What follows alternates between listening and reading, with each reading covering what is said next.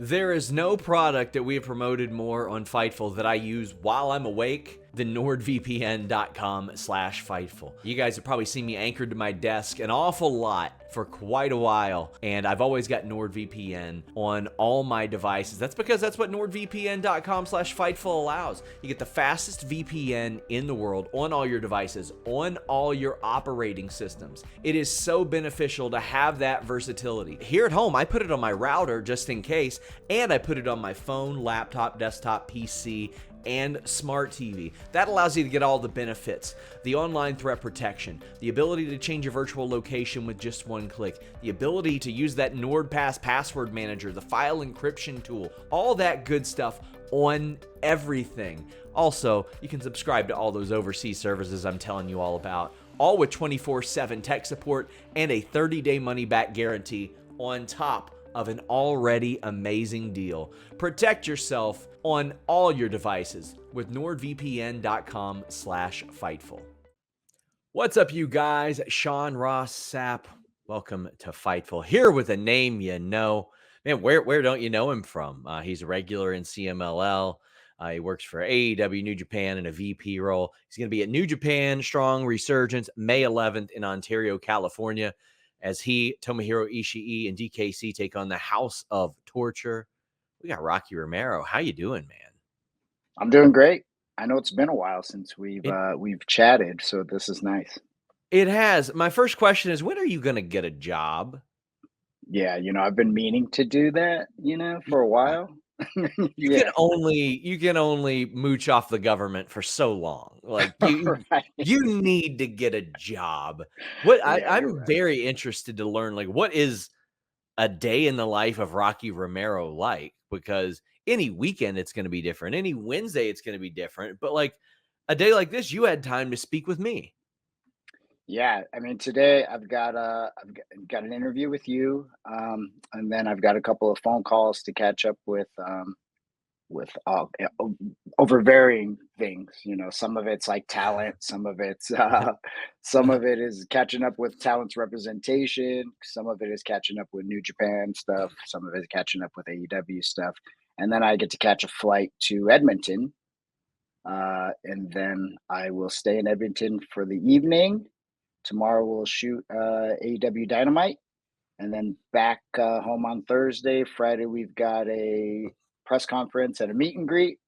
We're doing the vice president and the president doing a meet and greet. So myself and Tanahashi doing a meet and greet on Friday, and then Saturday's Resurgence, and then Sunday I hope to have a day off, kind of, and then it'll Good start luck. all back up. Yeah, I mean honestly, it's just a 24/7 job, and especially with Japan. So even if I finish stuff with AEW and get off the phone with Tony or whoever, then Japan is just their morning starts, and then it's just all over again.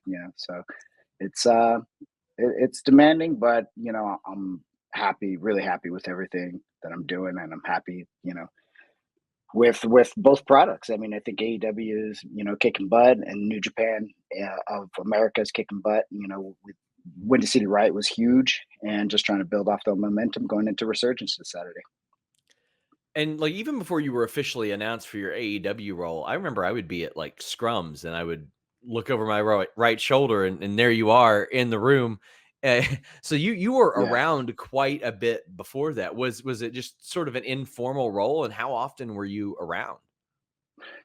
quite a bit, quite a bit. Yeah, not as much as I am now, because now I'm pretty much at every TV I can possibly make, unless I'm in Mexico or if I have something to do with New Japan.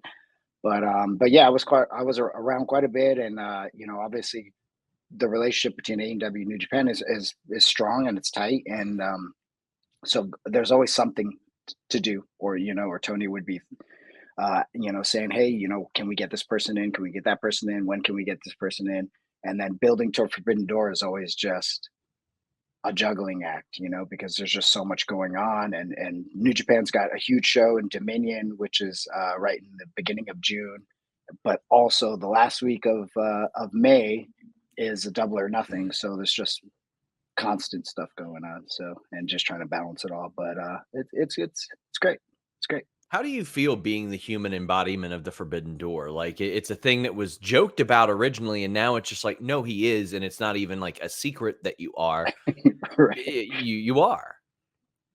Uh, Honestly, I mean, I'm just happy to, honestly, just to keep the relationship going strong. And obviously, I think there's benefits on both sides, and getting talent over to New Japan, from AEW, and especially talent that maybe doesn't have the TV time or the development that they can get in AEW right now, just Mhm. because there's just the way the schedule is. Getting them to New Japan, as well as bringing New Japan stars to AEW and getting them on national TV. So yeah, man, I'm really happy. Forbidden Door, both shows have were major successes. This year will be another major success, and yeah, I love it. And this is what I always dreamed of like professional wrestling just being open as much as it possibly can, and doing cool dream matches, and doing cool angles, and cool creative stuff that we can do, and just bringing it all together. There's no reason why fans, really the fans win in the end. That's really what it's all about, you know. A lot of people have been asking if we think that Forbidden Door will expand as opposed to just New Japan and AEW to, CMLL or even TNA or something like that. And I know an important aspect of that is a lot of the production costs are shared, the talent costs are shared, a lot of that stuff. And there's a lot more that goes into it than just slapping logos up there because Hmm. uh, I think you and I have even talked about some New Japan shows where you could call it Forbidden Door because there's MLW talent and TNA talent and AAA like or CMLL talent. They're already all over it, but there's a lot more that goes into it than that. Do you think that will ever happen to where it expands, or do you think if that happens, it would be something completely of its own? Well, I think I think the Forbidden Door concept embodies that, right? Like it means anybody from anywhere could show up, Yeah. but it'll always stay as a New Japan and AEW official promoted show, both companies together, and then using those resources and their connections, bringing in other promotions like Stardom. Stardom will Yeah. definitely be a part of Forbidden Door this year, and it's very likely that CML will be have participation in Forbidden Door, and then who knows? I mean, the sky's the limit. And I mean, I think that's the thing that a lot of people have wanted to hear because I remember like maybe last year, the year before, people are like, well, why no Stardom talent, etc. Tony has not made it a secret that sometimes there was a contentious relationship there. That Right. has seemed to have changed now. I mean, the Mhm. olive branch has been extended. We have seen that as well. And I mean, AEW and New Japan once had a contentious relationship. If people For sure. don't That's why forget, that's why it's called the Forbidden Door, yeah, because in the early days of AEW, there was some stuff that needed to be hashed out between both companies, and Jericho was influential in kind of getting that started, and then of course Mox came in and did the same thing as Jericho. Kenny Omega was another person that had a lot to say in helping the relationship, and then when Tony and I finally sat down and we talked and kind of cleared the air, I went back to New Japan and told them about our meeting. The doors were open, and the Forbidden Door concept started. and I mean, it's been an incredible success. But AEW also like announced their pay per view schedule like months and months ahead this time, which I Mm, I like for personal convenience. How do you feel about them doing that? Because things are different on that front too, with Koshe right. Irby, also a new director of live events and things like that. There have been some changes there. Yeah, Koshe's been killing it. I think the team is really on, and they've made some changes and to the schedule. Putting out the pay per view schedule is this early is incredible. Because it gives the fans a chance to travel. Which is expensive as we know, and it gives them the opportunity to kind of plan their year to see what events they want to go to, and with that, even New Japan has been trying to announce their big shows in America early as well. So, after this Saturday in Ontario with Resurgence, we're back in Washington D.C. in August, I believe August 30th, and then we've got another show that we're going to announce this Saturday, which is going to be cool. Ooh, So yeah, so okay, got a big interesting. announcement coming this Saturday. Yeah. And I mean, you even look at this show, and Mustafa Ali is on this show. He is in TNA right now, although he's not signed there. Right. Uh, you've got uh, people like Lance Archer who in AEW. Like you've got people from all over the place. In addition to all the great New Japan talent, Jack Perry, a guy who you're going to be in the ring with as well. Like you see that cohesion there. When you Hmm. look at the match specifically that you're going to be in, you're opposite Jack Perry, as I mentioned. I just think that the way that things have unfolded for him the last month have been just really great. Like, in my opinion, I know a lot of people won't agree. I think the direction of him reinforces that the decision to air the footage was a good one because I think it helped contribute to the heat that he got in Chicago, the reaction he got when he returned, and then the heat that he's getting now. How have you felt about him in New Japan? Because that wasn't a thing that a lot of people were expecting or anybody expecting. Right, right.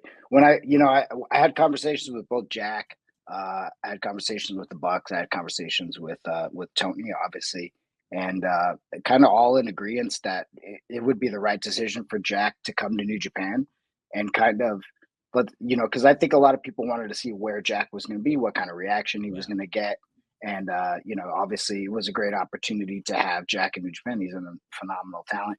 And I liked the role that he was in with House of Torture. Obviously being heels, it's easy for Jack to be a heel. He's great at it, Yeah. and then that'll open the door for when he comes back because people were excited now for him to come back to AEW.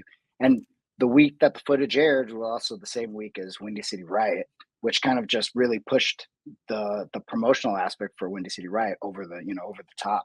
So the heat for him in Chicago was nuts. It was one of the It was coolest great. moments. Yeah, it was one of the coolest moments I think we've ever had here in New Japan of America. So overall, I was just really happy, and I thought it was a win for both companies, and obviously a big win for Jack. And yeah, it's good to have him back on the New Japan side as well. On AEW TV, we saw Trent's change in attitude, which I think is a big step for him. And you sort of on screen distance yourself from him in that regard. And you guys have had this thing where occasionally you'll go back to it. And he's had Chuck as a tag team partner. Well, they kind of put out there Chuck's done for the foreseeable future. They don't know if he's ever going Right. to be able to wrestle again. What was your reaction to hearing that? Because I mean, this is a guy who uh, funny. I'll tell you a funny story about Chuck or Chuck Taylor. I was watching. I think it was one of the parking lot fights with a WWE higher up, and they Okay. loved Chuck Taylor. They said, Yeah. and I quote, "He wrestles like someone told him he sucks at wrestling right before he walked out, and he's proving them wrong." They're like, he's I so love angry when he wrestles, it. and they loved him. Yeah, Like yeah. he'll just throw people up and dump them down, and he's got this grimace on his It's like face. And I was like, yeah, but your reaction to that, because that's so unfortunate. Because man, he's been so it good for is. so long. He's been good for so long, and I feel like like some of my favorite work that he's done was when he was in PWG, and Oh I yeah, feel like we never really got to. I mean, obviously, like the parking lot brawls that the best friends have done have been pretty iconic in AEW. But yeah, it's just unfortunate to not see Chuck be able to do even more, and I don't know if we ever will. I really don't know. So it's a pretty crappy situation overall. But I'm happy for Trent that he's getting his opportunity to show out, and I feel like he's better as a heel, and he's more comfortable as a heel, and so far, I mean, I think it's been great. And the reaction that he got even last week when we were in Winnipeg was pretty amazing. yeah. The booze that he got, and so I think it's a good opportunity. I mean, Trent's such a good wrestler, so it's going to be cool to see where he can go with this and how far he can go. But I don't We think I'll be mentioned, involved. I don't think I'll be and that's involved. fair. That's fair. I Yeah. mean, a natural natural evolutions, and then those are also story points down the line as well, like Mhm. that you can play off of, because AEW is very good at playing off of the history of that stuff. Right. As I look at your cage match right now, since January, you have had matches in AEW, New Japan, ROH, MLW, CMLL. I always like to look at stuff like that and be like, where has Rocky been? Where all has he been? It's really where Thi- have I not been? It's where have you easier. not been? I'll tell Right. you where you have not been. There's not been a Talk Shop Mania in quite some time. I What do you think know. the odds of us ever seeing one again? Because Carl would always be like, never. Like he would tell me, he says, never. Hopefully, I hope they pay me till I'm 80. That's what he says. That's pretty good. Um, Man, I love the concept of Talking Shop Mania. I would love to bring it back and do it. And obviously, like it'd be so hard to do it right now because it's so demanding to put together because it's just the three of us putting this whole thing together. And even how crappy it is, it's hard. It's really difficult. So like I don't think anybody's in any rush to try to go and do one, but yeah, I would love to see one just because I'm a fan of it because you get to be creative in a different way. You know, it's not the standard wrestling. There's no rules, you know. So for me as a creative, it's like we can do whatever we want, you know, and that's fun, you know, to be your own boss and do what you think is funny, and hopefully the fans think it's funny too. And the good thing is, I feel like it was always a big success because obviously people in the know, you know, yourself Mhm. and you know, wrestling media and wrestlers, that they loved it the most because it's so inside, right? Like there's a lot of Yeah. inside jokes and there's a lot of like uh stuff that you would only get if you're, you know, a massive wrestling fan who follows it like we do. Then you know, so I think it's just the concept is cool, it's different, and I would love to see it come back one day, but I also don't hope that those guys don't, you know, don't Yes. get let go. Or hope I I don't love get the let go, idea of you the know. human forbidden door calling in favors. Like, for Talking Shopomania, we need a Stang really bad. Who can we get? I just love that. Like, because they know that you know everybody at this point. Right, So, right. oh, I have that to is, separate the two too, kind of compartmentalize it and be like, hey, this is just kind of a personal yeah. favorite. This has nothing to do with AEW or New Japan or anything like that. So A reader question that we have: how many actual contracts do you have right now? Because I know that one, employment can be different, contracts can yeah, be different. How many contracts does a Rocky Romero have right now? I've got a few. I've got a Really? few. I love it. I love it, I've man. got a few. Yeah, I do have a few. Yeah, I'm signed with New Japan and AEW, and obviously, like, I'm signed with AEW as a wrestler in a wrestling role. I'm also signed as a backstage role. Man, that's Yeah, fantastic. Like, you're thank you. gonna you're just gonna drop one. You're like, I'm actually still signed to UPW. Nobody just knows it. Nobody knows it. And I'm signed to Talk and Shop. Most importantly, I'm There signed you to Talk go. and Shop. There you go. Well, like anybody who had those Lucha Underground contracts, if you remember those, they signed people to like 7-year deals, Yeah, I or almost like, signed one. I was like, really? yeah, I was going back and forth with them. At this point, I don't think I was contracted to New Japan or was about to resign Yeah. maybe, or was like in some kind of lull. And through my TV agent, I got this call to go to to go to an audition. And when I got sent the paperwork, it was like, oh, this is a wrestling show. And I was like, oh, this is Lucha Underground. So then I went to the audition and I sat down with Chris Joseph and I Yeah. auditioned and he was like he really loved my audition. He like I did a monologue and it was cool. It wasn't like and it wasn't like very wrestling related. And so he came back and he came back, you know, like probably within 24 hours he came back. He's like, I tried out for Dario Cueto is what I actually tried out. Oh, Yeah. wow. Yeah. So then he came back and he's like, I have this whole concept that I wrote last night. He's like, I was really excited about your audition. And and he's like, we're gonna build the temple for the first, you know, we're gonna build the temple and you're basically gonna be around the temple. So you're gonna be in the background of all the shots you're gonna basically be the janitor of the temple. So I was gonna be the janitor. I was gonna be like always listening to like what's going on, and then the big reveal was gonna be in the second season that my family owned the temple, and Dario had Wow. taken the temple away from my family. So then I was gonna end up like feuding with Dario and his minions in the end, which would have Oh my, obviously that changed the sounds whole concept. So that it's sounds kind of crazy. fantastic. That Yeah, it would have been sounds good. damn. I mean, like I thought the first season of Lucha Underground was as fun pro wrestling TV as I had seen. It was so different. Yeah. It's one of the rare times they could get away with like the hidden camera thing where you didn't Hmm. know it was there, because this was just, it was a pro wrestling show as opposed to Right. how most wrestling is a show about pro wrestling type of thing. Right. Right. I thought it was so good, man. So that almost happened. You almost got locked in one of those deals. Yeah, but that was the problem. There was the Yeah. contract was that, and good thing I have a good agent when and they were going back and forth, and they were like, if you sign this thing, you're like kind of screwed for the next 7 years. So I was like, all right, well, let's not do I remember like it. Evilise and a Yeah, couple of people talking to me about how much of a pain in the ass it was, because right. they were signed for a certain number of seasons, and then what they would do is they would just go a year and a half between seasons, and you would still be locked down. It was a big pain in the ass. Man, Right. that is just wild. I had never heard that story. So Yeah. yeah, I'd like Tony to get that library.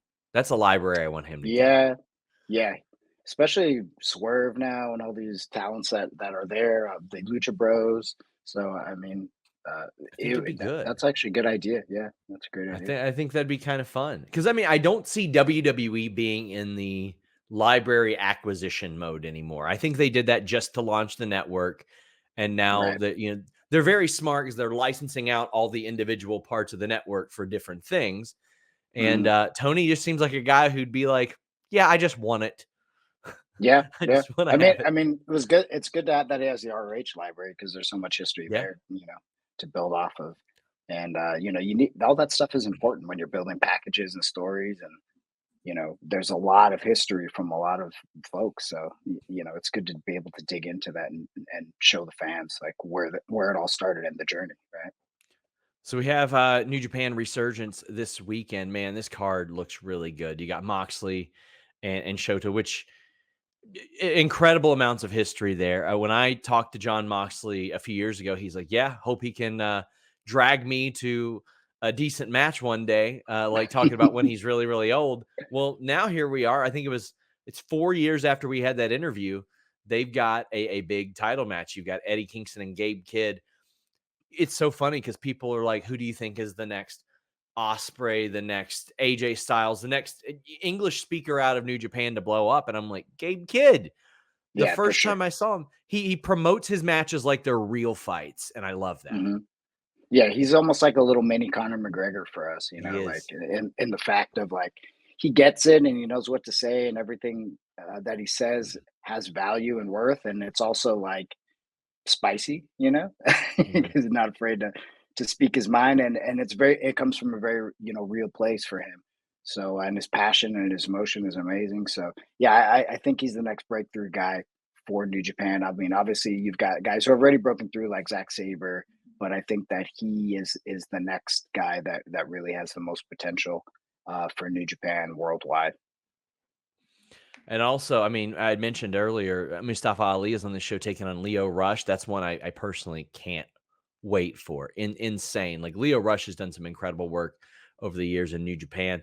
Zack Saber Jr. against Tanahashi, Jeff Cobb, Hmm. Lance Archer, Shingo against Yamar. Like this show is wild. And then Stephanie against Alex Windsor as well. Like Right. this is a loaded show. Yeah, it's super loaded show. I'm excited for Saturday. Obviously, it's in. I grew up maybe 20 miles from Mhm. Ontario, so for me, it's a homecoming. I got like so much family. I have like 15 people coming at least. Maybe I'm sure it's going to increase to like 20, 25 at the end of this. So, yeah, I'm excited, and tickets are going well.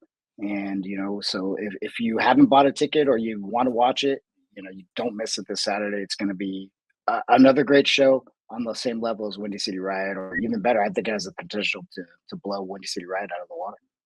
I'll tell you one of my favorite things about this show, and the recently formed team of Fred Rosser and Tom Lawlor, specifically because of the threats that Fred Rosser once made to Tom Lawlor. What was your reaction to hearing that? Because that's a promo you never hear. I was on the other side of the camera watching the promo, and literally everybody who was on the other side of the camera was like eyes wide open, like, okay. And then and then I think everybody looked at me like, are we doing that again? Or are we doing? I was like, all right, we're gonna put that in, but we're gonna figure out how we can make this work. Because that was insanity. But yeah, I mean, it was just a great promo, and the fact that it took their rivalry to another level again, you know. So, Yes. and that was my favorite rivalry all through when we were taping Strong and doing the weekly show.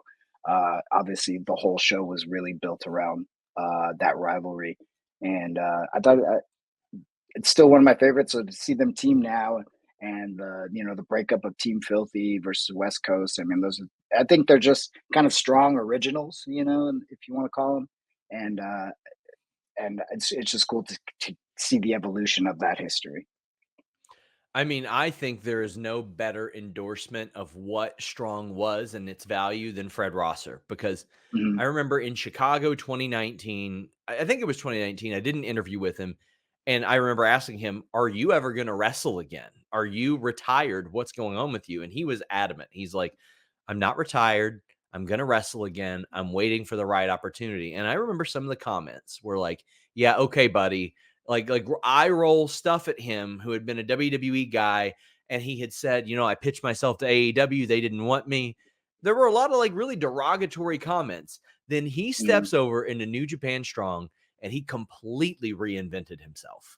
Yeah. And he is indispensable at this point.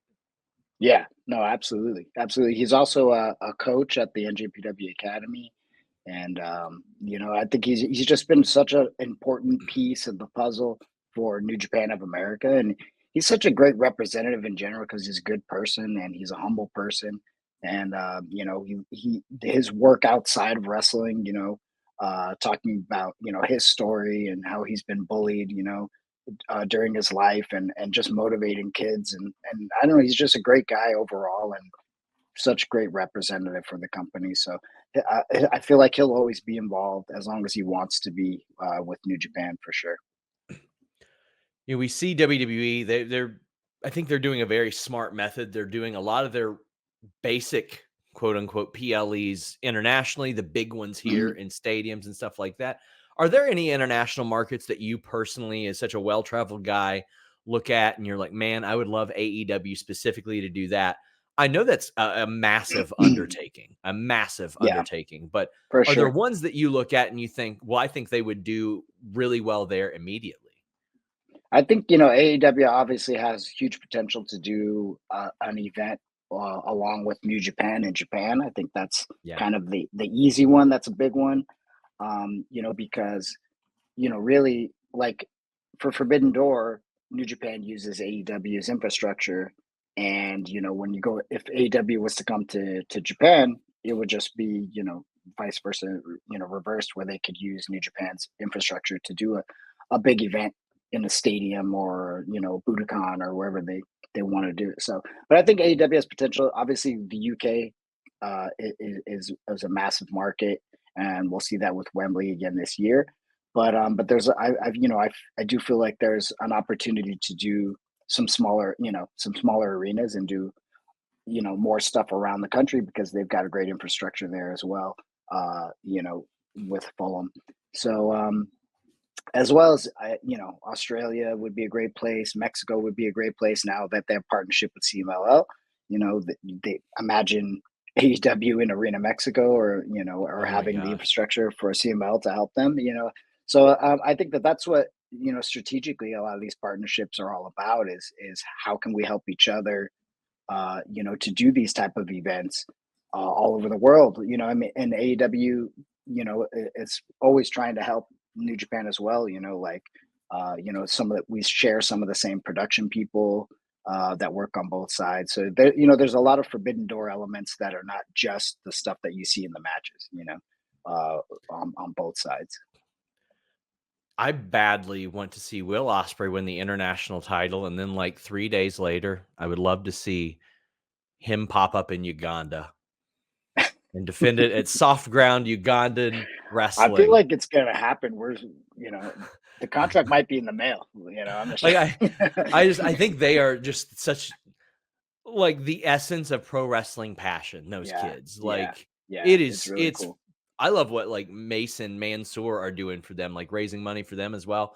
But I could just see like the Lord White villain or whatever it is, and then you pan over and there's Will Ospreay in his wrestling gear with the international title, and then he puts on a banger with a kid in Uganda. Like, and that's the beauty of where we are in pro wrestling right now, man. It's pretty cool. It's pretty cool. Yeah, it's definitely different than it's ever been, and